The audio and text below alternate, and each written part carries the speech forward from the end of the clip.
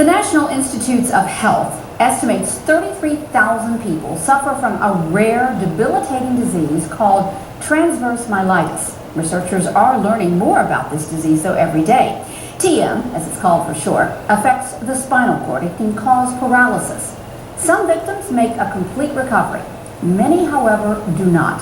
Focus at 4's Larry Miller joins us right now. Larry, you had the opportunity to speak with a man who is not only beating the odds, but boy, he is really working to raise awareness about TM. Yeah, he has a really inspiring story too. Mike Jesdemir, of course, was misdiagnosed twice before doctors figured out that he was suffering with transverse myelitis. He got the news when he was 17 years old. Fast forward decades later, Jesdemir is getting stronger, increasing his mobility, and spreading his can-do message to just about anyone who will listen.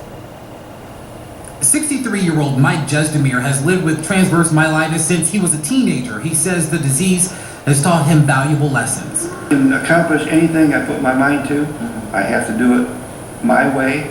Transverse myelitis, or TM for short, partially paralyzed Jesdemir. He struggles to walk and his lower extremities have no sensation. I can't feel hot or cold or pain from my chest down. So I have to be really cognizant of where I'm walking.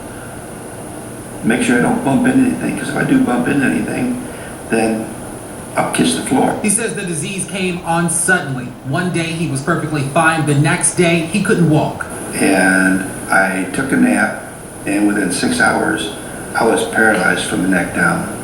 You can imagine what that was like for someone his age, but TM didn't stop him. He remained motivated to live his life. He met his wife of more than 40 years after his diagnosis. A friend of mine, where he was renting an apartment from her, asked if I wouldn't show this new guy in town around, and so I met Mike Jesdemir. I was engaged to someone else at the time, and just saw this guy and thought, I mean, just an amazing person. And he had more of a soul and story, so needless to say, 42 years later, here we are. The two went on to raise a family and educate others about TM through his foundation. Researchers are just beginning to gain more insight into how the disease works and contributing factors. UAB's School of Medicine has a department dedicated to studying the disease. They're making considerable progress. As recent as within the last 5 years, we've understood a little bit more about how the immune system does infiltrate into the central nervous system, and this has come about by a lot of research done on multiple sclerosis. Doctors believe a chemical imbalance in the body may contribute to TM, but additional research is needed.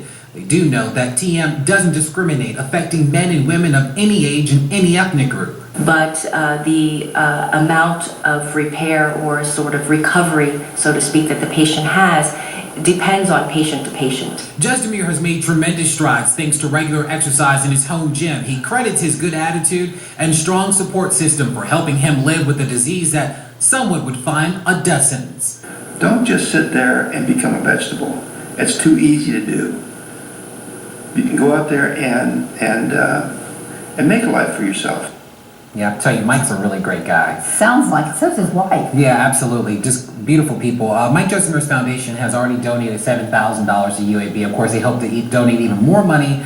This weekend, they'll have a 5K race that will take place on Saturday. It's called the Shine for the Spine Glow Run. It's going to be in Veterans Park in Alabaster, a little 5K, so if you can make it out there, I suggest you do it. Of course, we're going to post more information about that on our website, abc3340.com. And you tell me there are some other ways that Mike Jesdemir credits for his success in all of this. You know, I talked with him and his wife, and I said, you know, I know Mike has a great attitude, but there's something behind that, and that's called a strong support system. His wife, his kids, the community have all rallied behind him, so that has definitely helped him get stronger every day. Well, he's terrific. Thank you so much for sharing the story. We want to turn to you. Do you know someone dealing with TM or any other neurological disorder? If so, how are they coping? What treatment options have they explored? Candace Sweat is over at the big board with some of what you are saying. Pam, there are so many neurological disorders out there. We have people who are coping, and like Larry said, you know, just that support system and treatment options really do help. Rita actually was diagnosed with TM in 1977, or 1997 rather. She went to UAB, where a lot of this research is being done, and got treatment through IV. She said she recovered better than most because she went and got treatment immediately, and she absolutely refused to accept paralysis permanently. A few other people know some people who have neurological disorders as well, but I think Rita kind of hit it on the head, is going immediately when you realize that there's a problem or a diagnosis and keeping a good attitude. That attitude is everything. Yes. Thanks so much.